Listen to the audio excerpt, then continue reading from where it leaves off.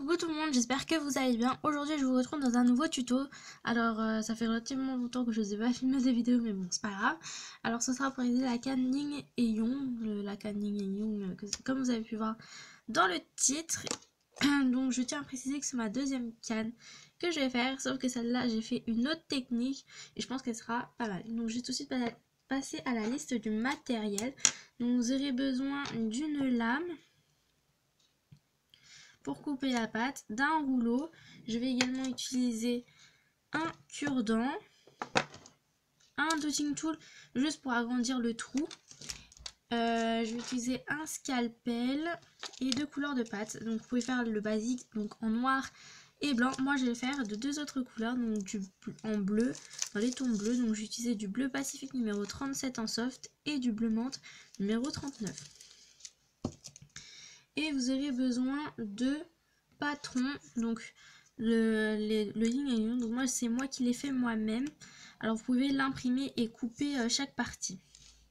Donc on va tout de suite commencer. Donc pour commencer vous allez faire deux boules des deux couleurs, vous allez les aplatir de la même épaisseur et vous allez placer le patron sur les deux pattes comme ceci, et à l'aide de votre scalpel vous allez couper tout autour.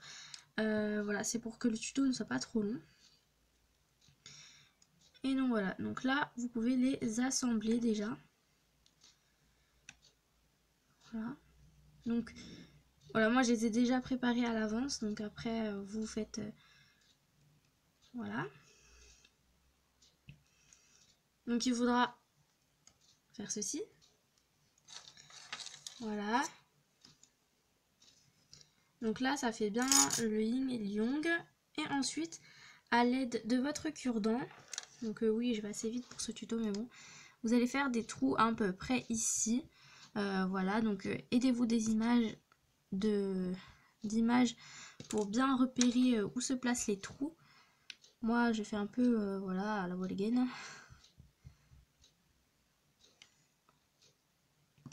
Je fais assez grossièrement, mais bon ça va pas se voir, hein. C'est pas très grave au pire. Donc voilà. Donc je les agrandis à la taille adaptée à ce que je veux. Je veux que les trous soient bien ronds déjà et qui se remarquent bien dans la canne, parce que sinon voilà. Voilà, une fois que vous avez fait vos trous, voilà, vous allez faire deux boudins de chaque couleur et des deux couleurs, hein, et vous allez les mettre dans les trous. Donc faites un boudin légèrement plus fin que le diamètre du trou pour en fait que ça rentre bien en fait.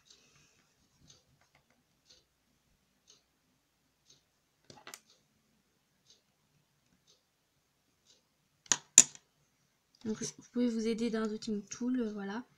Et je fais ça également derrière.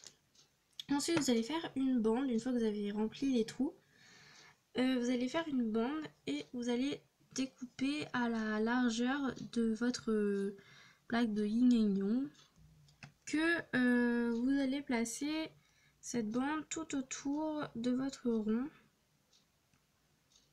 Voilà.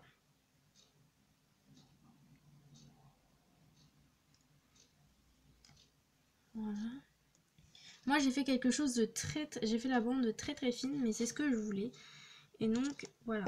Donc là nous allons commencer à réduire. Donc là faites attention à ce que vous gardez la forme de base, donc le yin et le yang. Donc vous faites attention de ne pas trop le déformer. Donc vous allez petit à petit comme ceci réduire le motif. Voilà, jusqu'à qu'on puisse un peu légèrement le rouler et tout ça.